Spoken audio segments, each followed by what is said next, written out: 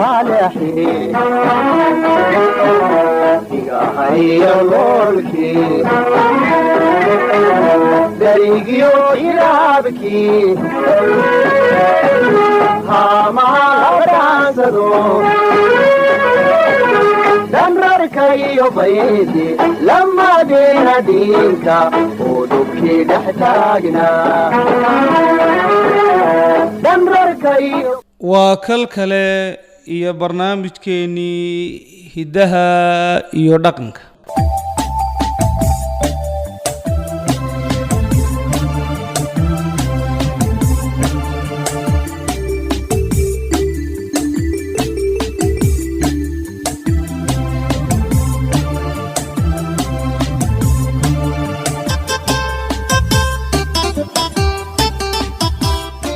galiya islaam uumiyahan dunida guud jooga qolo waliba dhaqan gooniya ayay gaar u leedahay inaka goonya dhaqataynu nahay guga la eega. bulsho ahaan Soomaalidu waayadii hore waxay ahayd bulsho isku filan oo wax doolo oo dabad uga yimaada ay ku yar yihiin. dhammaan agabka ay adeegsanaysaana uu ahaa mid xeru dhalana oo ay ku samaystaan dhulkooda, mid wax lagu cabo, mid wax lagu cuno, mid lagu dagaalamo iyo hoyga ay galaanba waxa uu ahaa mid ka soo maxday garaadkooda. weelka ay wax ku cunaan waxa uu ahaa xeedhada oo jaadad badan lahayd oo mid kastaabana ay mug iyo qaad ku jimaysnayd. mid way yarayd oo qof uunbay deeqaysay, waxaana la odhan jiray kilada nin weyn uga wabshay ayaan koox soo dhigay waa ka cashuur lahaa. waxa ku xiga xeedho sabiidi oo ah xeedho dhowr qofi ay oon loogu riday ku wadaagi karaan. oo waayada waxa la cunaa wuxuu ahaa garowga iyo wixii la mid ah. kolka loogu soo rido qofka dhowr qof ayay cuntada ku jirta ama gasiinka wadaagi jiray. midna waa xeedho fardood oo xilliyada tacdaarta iyo allabarigu ay jiraan ayaa wadar dad ah cunto loogu soo ridi jiray. sida imikaba agabka aynu haysanay waaweyn ee suxuunta ah loogu soo rido ayaa taana loogu soo ridi jiray. waxa la darsan jiray fandhaal. dhaqan ahaan Soomaalidu fandhaalku xeer buu u lahaa oo kolka cunto lagu keeno inaad cuntada ku fogaato oo aad u cuntaa dhaqan ahaan waxay ahayd wax laga sariigto. waxaanu isticmaali jirnay fandhaalka asalkiisu waxa uu ahaa faradhaan oo cuntada kolka la cunayo jeexjeexyada faraha ayay subaga iyo caanuhu ka dareeri jireen kana hibitiqi jireen. hase ahaatee markii la helay fandhaalka waxaa lagaga raystay subagii daadan jiray oo magacu waxa uu ka bilaabmay faradhaan. adeegsigii faraha badnaa iyo muddadii la adeegsanayay oo badnayd awgeed waxa uu ereygii isugu biyashubtay fandhaalkuna waa qaado cuntada lagu cuno. dhaqan ahaan kolka cunto lagu keeno waxaa daruuriya inaad feejiga iyo sariigashaba ku darto, inaad feejignaato oo nabarrada aad cuntada u geynaysaa ay ahaato kuwa aan hadhow lagugu maakumin cirweyni iyo eed ku raacda. sababtoo ah dhaqan ahaan Soomaalidu cuntada meel adag bay ka taagan tahay oo qofka in cunto iyo cirweyne lagu sheego inuu dhinto ayay ka xigaan. mahmaha badan iyo silsilada maanseed halabuuro badan ay isugu cabeebeen ayaa arrintaa ka curatay. mahmahaha waxaa ka mid ah nimay soori qaaday waa nimay seefi qaaday, oo loo jeedo haddii cunto badni lagugu ogaado adiga iyo dhimashadu waxba isma dhaantaan, inaad dhimato ayaa kuu dhagroon. mar kale Soomaalidu tiraahdaa siin qowreed waa la qaataa laakiin soor qowreed lama cuno. mar kale ay tiraahdaa lama badsado, soor lama badsado oo soor geetaa lama badsado,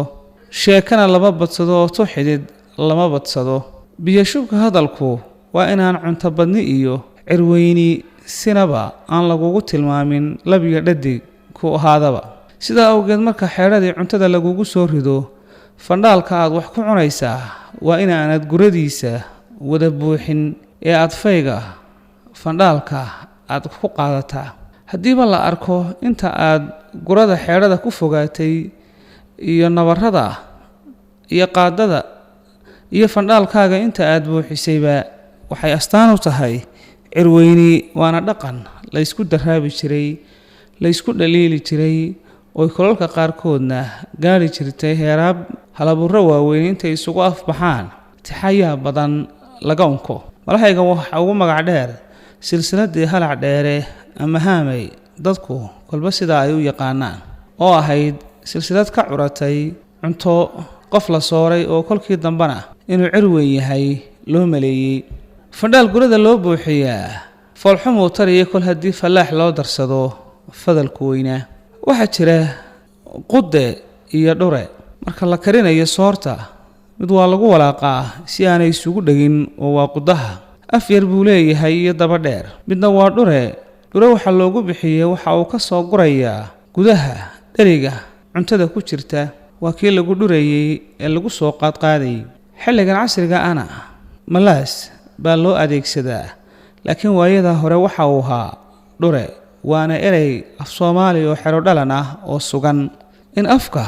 la nooleeyo oo kor loo qaado afka erey kasta oo inoo yimaadana loo sameeyo erey afkeena ah waxa ay bulaalinaysaa oo hodoontooyada afkeena ayay sare u qaadaysaa biyaha waxa lagu cabaa kalax waa koob la qoray oo dhagdheer leh xilliyadii aynu qarbadka adeegsan jirnay ee farsamaynta haamuhu inagu yaraayeen ayaa lagaga darsan jiray qarbadka biyaha marka aynu u baahanno biyo inaynu cabno amaba biyo si guud reerku ugu baahdo qarbadada ayaa lagu aroori jiray oo lagu soo dhaansan jiray qarbadku waxaa laga samayn jiray oo haragooda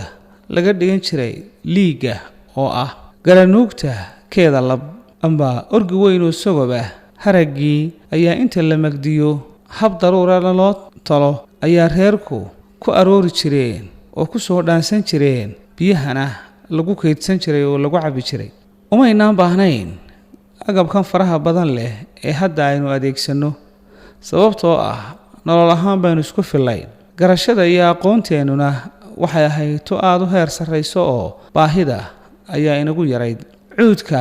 aynu dhaqanno oo geelu malahayga ugu foolaadsan yahay waxa aynu ku maali jirnay dhiil midna caanaha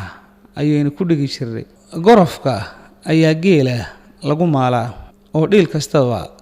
hasha lalama hoos galo waxaana laga istaagaa dhanka bidix gorofku dhiilalka kale waxa uu kaga duwan yahay waxa uu leeyahay af ballaadhan iyo daba dhuuban ama waa la qoraa oo geed quwaxa ayaa laga qoraa ama waa la tolaayoo waxaa lagu tolaa qabada iyo wixii la mid a sal dhuuban buu leeyahay oo jilibka ninka ayuu ku saameelmaa oo la saaraa af weyna waa uu leeyahay oo labada gacmood inta uu hareeraha ka mariyo ayuu ku lisaa oo hasha naaskeeda caanaha kaga soo saara isagoo adeegsanaya xirfadiisa sare ee uu leeyahay lisidda waxaa loogu talagalay afka ballaadhan inuu labada gacmood hareeraha ka mariyo oo ay cogsiimo u noqdaan dabada dhuubanna waxa uu ku sargooyaa jilibkiisa waa si isu dheeli tiran oo aanay marnaba suuragal ahayn caanahaasi qadar dhacda mooyaane inaanay hore uga daadan hashu haddii ay dhaqaaqdo waaxda midig ayay ka dhaqaaqdaa inta aanay lugta bidix qaadinna dhiilka ayuu kala hoos baxaa marka geela la lisayana waxaa laga istaagaa haaneedka iyo miskeedka labada dhinac ee laga istaag dhanka midig ee laga taagan yahay ee miskeedinta ahi waa taageero iyo taakulayn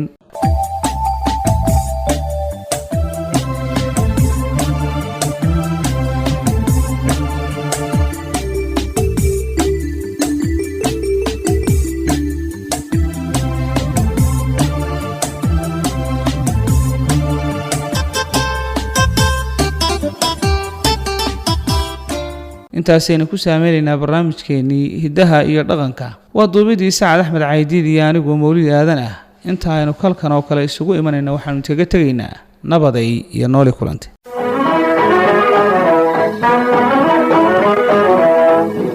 iyo kaleexi iyo loolki darigiyo ilaabki hama labransado